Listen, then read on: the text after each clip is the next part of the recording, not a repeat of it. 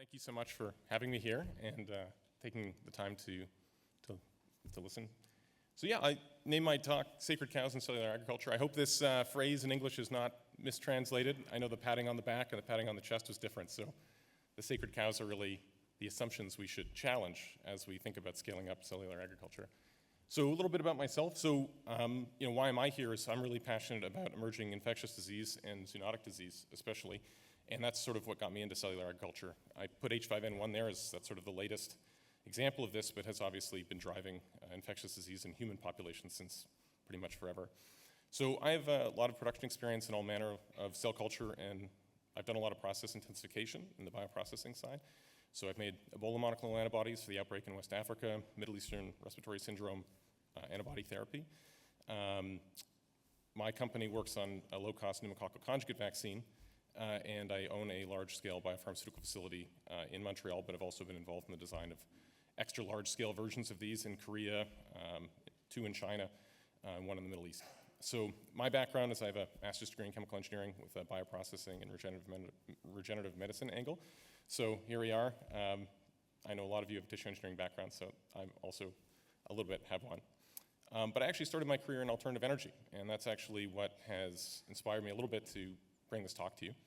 I founded my company in 2008, and we purchased this facility in 2012. And my experience there was that I was not a well-funded biopharmaceutical company. It was just myself and my business partner with a little bit of money we had from our venture in Korea. So I've been, trial by fire, learned how to do a lot of things hands-on and take a mothballed facility and turn it into a fully GMP facility in about 2 years. And that's the largest biosafety level 2 facility in Canada. So we grow a lot of infectious organisms there. So the joke I have is, a long time ago I backpacked through Europe as a student, and I had this book called Europe on a Shoestring. Big trips on small budgets, so that's the joke, is we have vaccine production on a shoestring. So I hope that can be translated into cellular agriculture, which I know is a big debate. So this is a little bit my facility and some of the equipment I'm used to operating. That's our vaccine in the upper left. And these are some of the other facilities I've helped design and operate over my rather short career. There we go. So this quote kind of inspired me a little bit for the title of this talk, which is that sacred cows make the best hamburger, from Mark Twain. So I think really we should start discussing some of the assumptions that went into the scaling up of cellular agriculture products. And so this is actually what got me this particular paper I was asked to review by Isha Datar from New Harvest, and she wanted my thoughts on it. And I started reading it, I started writing a response to it, and I thought, you know what, there's a lot of assumptions built into this, and I do give him a lot of credit for bringing this up because I think he showed that using these assumptions, it won't work. So I think the take-home for this paper was that a lot of the feedback I've received from the very short time I've been in, interacting with all you fine folks and cellular agriculture is that this is not the way to do it.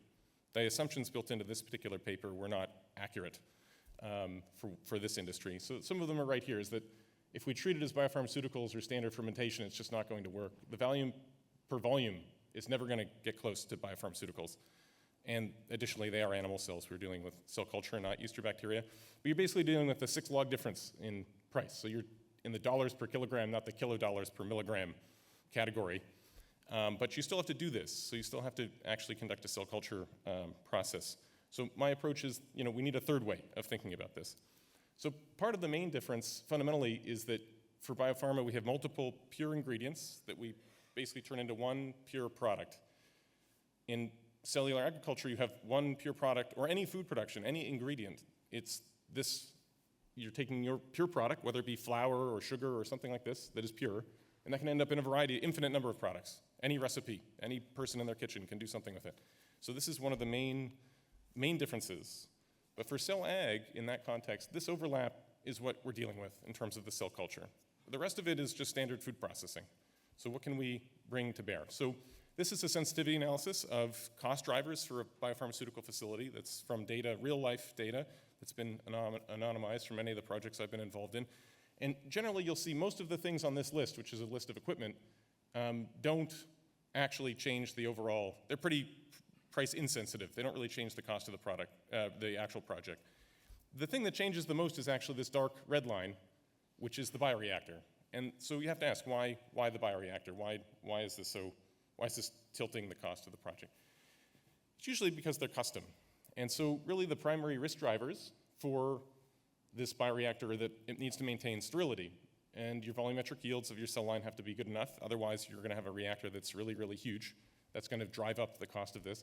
And so the process intensification, which has actually come up again and again, I'm probably using this word for the first time, but that's actually been a big part of the discussions that I've seen, all these lectures, this wonderful work everyone's doing here.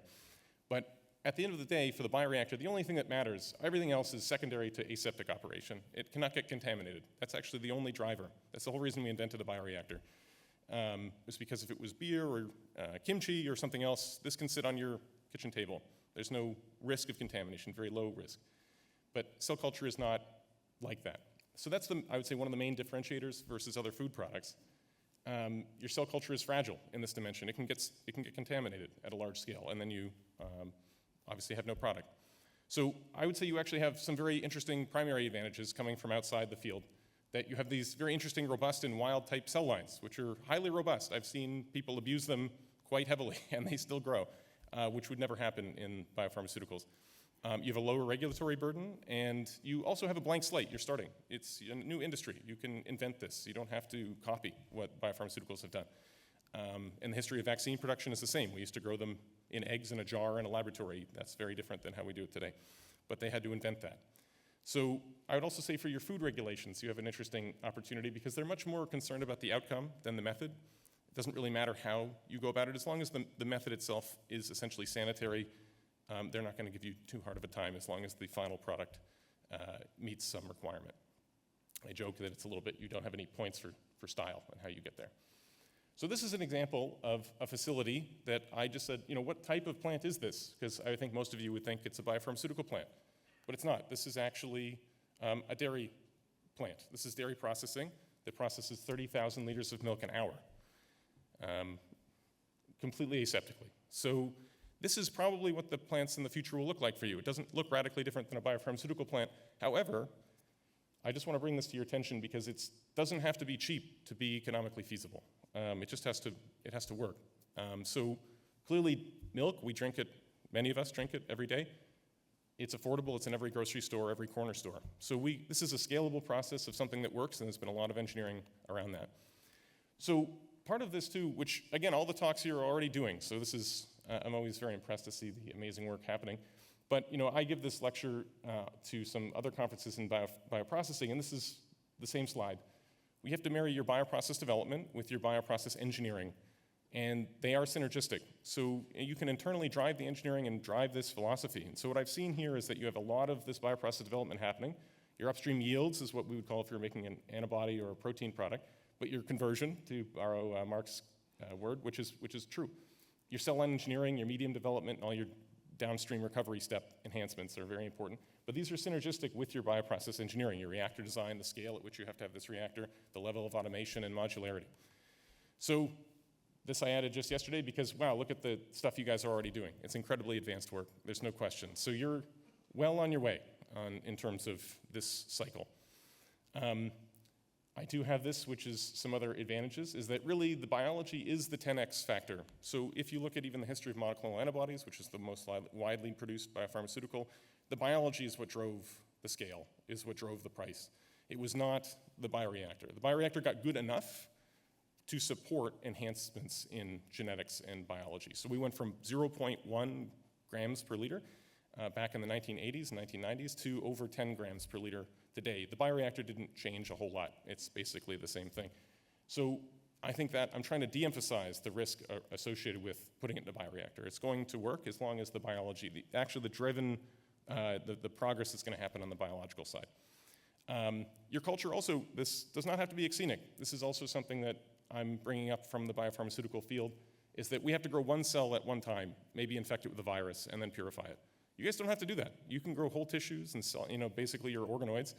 You don't have to do that. You can grow whole tissue. That's a whole different world. Nobody's really done that at scale before, and I think it has a lot of advantages. And so I sort of joke a little bit, but cell ag should really look at your minimum viable animal, which is your organoid. It's sort of the minimum viable piece of tissue that can grow. And part of this is that from everything I've seen and other people I've spoken with, This is a self-reinforcing culture, so it makes its own growth factors and hormones and insulin and everything else, just like the tissues in your body. So maybe this will help you with this idea of the media cost being very expensive. Perhaps it can just make it itself.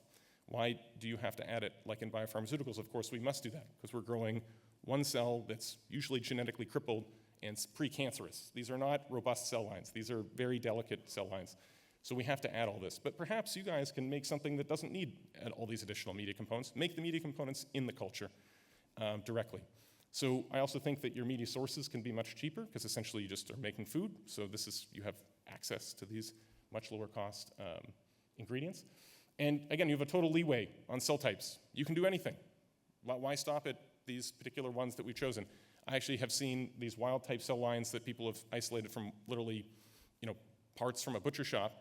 They grow incredibly well in very adverse conditions in a bioreactor. So I think that you're underestimating how good that these cell lines can go. And the point of this picture at the bottom is to show that this will take some time. The dairy cows we see out the train in this beautiful countryside took about 4,000 years to make. They were derived from the land mammal called an auroch, which is extinct.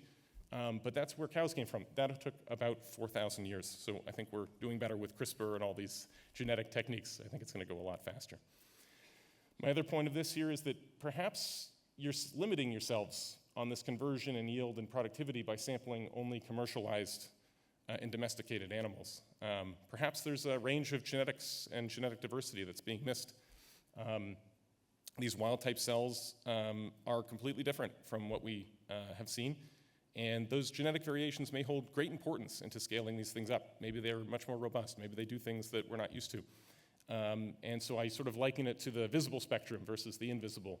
Perhaps this massive amount of genetic variation holds the keys to helping scale up this industry even faster.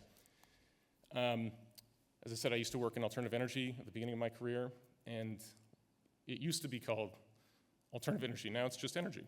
So I think that cellular agriculture, it's well on its way to just becoming agriculture. And the reason I say that is we have the cost drivers, so economics is on your side, and your design philosophy is very important. So as I said, Henry Ford didn't invent the car, he standardized production, and that's what you guys need to do.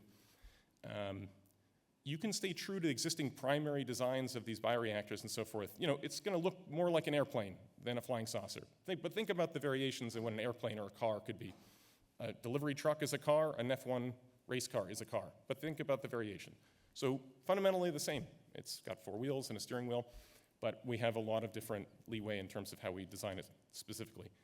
Off-the-shelf components, readily available vessels, very simple design parameters, marrying your cell culture intensity with the volume, so you're getting the productivity you need to be economically viable.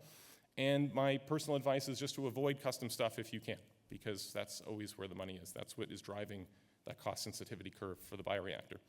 So this curve, which is a little bit different from the one we saw yesterday, but is your technology performance indicator versus time. And the answer is when a technology is introduced, of course it doesn't work very well and it's very expensive, but at some point it reaches maturity. It becomes invisible. We don't think about all the electrical stuff behind the light switch. The lights just come on and you move on with your day. Think about how long it took for people to figure all that out. It's going to be the same thing for this at some point. You're kind of, I think, probably where this red arrow is, which is you're not quite at that inflection point, but I think coming up very soon, you will be. I always go back to history. I find it always helpful to provide context. And so I think from everything I've seen, this field is at the end of the beginning. So you're not doing something so unprecedented. At some point in human history, cheese did not exist. Cheese is a human activity. There's no plant that makes cheese. We can't go to the tree and grab a piece of cheese. It doesn't work like that. Totally human invention. At some point, cheese went through the same technology curve. A few people knew about it and could do it properly, and now it's so widespread, you have a variety of it in every corner store on planet Earth almost. So really, this is where I see cellular agriculture. Essentially, you're making meat cheese, where it's a totally human-driven invention. It takes some skill to do it, but this is just a technological problem that will be solved just given the right amount of time, and eventually it will become ubiquitous. I think pretty much all edible fermented products were developing technology at some point. People had to invent them. Beer had to be invented. Kimchi had to be invented. All these things had to be invented by people. So I think we're in very much the same type of situation. And as I said with the previous graph, modern dairy cows and commercial agricultural animals and other breeds, these are human inventions. A chicken didn't show up like that off Noah's Ark or something. We invented it. People invented those things. So you're developing technology, but that's okay. I think that the progress is readily evident from the amazing scientific work that is being displayed here. And I just want to put things in context, which is, this is probably more of a Western view on it, but the wine preparation promoted by a Roman emperor was in the 3rd century AD. And we still forget that antibiotics, the way we know them, penicillin was discovered less than 100 years ago. It's 2024, roughly 2025. It was only really discovered in 1929. Think about how much progress we've made. So I think that I bring this up simply because there's been a lot of doomsaying in this technology curve and funding, but at the end of the day, I think what you've discovered is something that's inevitable. I do want to bring up something else, which is organizational structures around these shared resources, because it is expensive, no matter what, even if you were making a dairy plant. But dairy farmers at some point figured out that working as a cooperative was better in certain situations to compare with larger dairies and to compete. And I do bring this up because maybe you need to consider something like a cooperative model, where the producer and user-owned business is controlled by and operated by the members rather than outside investors. Maybe that's part of the solution to this problem. I do think it will help public buy-in because I think people are, you're facing some headwinds there. But I also think you have a very interesting opportunity in food safety because where is it going to get contaminated? It can't. It cannot get H5N1 or, 0128 E. coli or anything like that. And then my other question is, which markets are driving the demand? It seems really the island nations and island geographies are driving this. And that's because food stability is a market maker for the 21st century, unfortunately, but it's true. And nations are keenly aware of that. And I do think the demand will be here much sooner than you think. So there's a reason Singapore is leading this, because during COVID, they almost ran out of food as a country. So this is something where they're not the only ones. So there's a lot of support for what you guys are up to. So my final thoughts are, this beautiful valley example, unfortunately I don't have such a nice example, but I said, when you're going through hell, keep going. That's from Winston Churchill. Sometimes it feels like that, but just keep going. It will be fine. Clearly we need the technology, but the technology curve is going to unfold at its own pace, and the business expectations rarely align with scientific progress, pretty much not at no time has that actually worked. And then a piece of my engineering advice is good enough. It just has to work. It doesn't have to be perfect, it just has to be good enough. I also think that zoonotic disease is going to be here. It is here. This is going to maybe accelerate things in a way we didn't anticipate. So keep going, because I think the world very much needs it. So that's my talk. Thank you very much, and I included some links, which I hope you find useful. Thank you.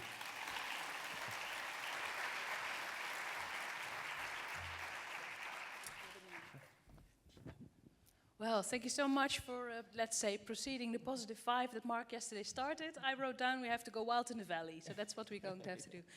Are there questions? Yeah. Well, thank you very much for this fresh approach. I just wanted to check my understanding on what you mentioned on regulations. You mentioned that they are in food more focused on the outcome than on the process. Whereas, as far as I'm aware, at least in the EU, it's very much a process-oriented approach. Yeah, I would just push back on that, saying it depends on your scale. So if you're Parmalat, there's going to be a lot more scrutiny around exactly how you're operating this large industrial process. If you're at home making yogurt, do they mind? Probably if the yogurt is okay, tastes all right, and it's not contaminated. So I think you have this sort of leeway, where how you get there, as long as the product is not contaminated, and is, say yogurt at the end, how you specifically do it is going to be different. So think about the variety of cheese. Are they so concerned about, is Parmesan cheese banned? Of course not. It's just a different way of getting to cheese. So I think that this is where you have some leeway, because there's such a variation in food. As long as it is healthy and safe to eat at the end, you have a lot of room there, I think. That's about the essence, I think. Yeah. Other questions?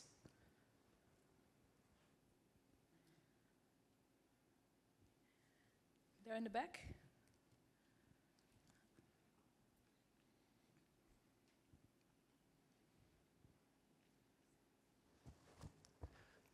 Very, very interesting sort of perspective on it all. So it took, 40-ish years, let's say, for biopharma to go from, tea flasks into these giant bioreactors and get to very intensified processes that make a lot of protein and kind of unlock maybe new modalities and new approaches.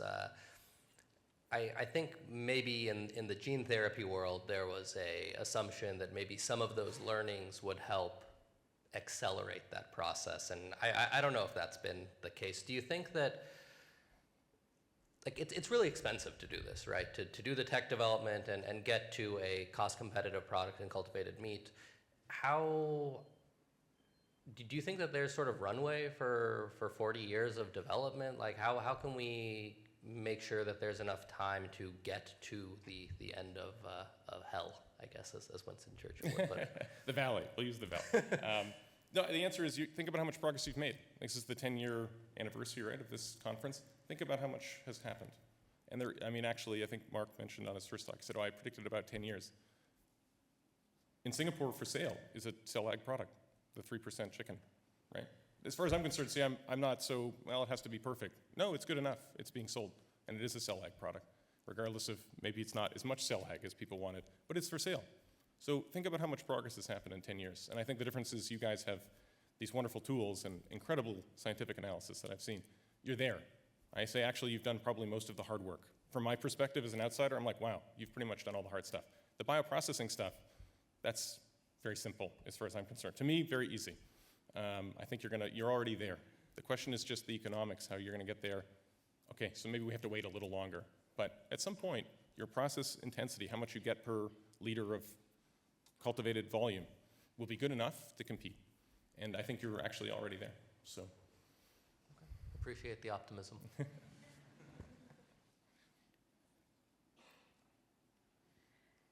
Any other questions? Yeah, over here.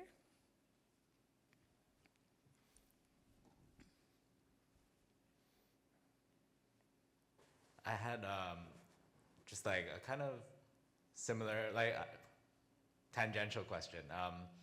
In the big bioreactors with CHO cells as a mammalian cell, I've always heard like that shear, like mammalian cells are sensitive to shear, and since you have experience in this area, I wonder how that panned out. Are they like just totally fine with it? It's actually not as big of a concern, or? Yeah, I mean, it's definitely a concern, but it's really not one that's going to stop the business.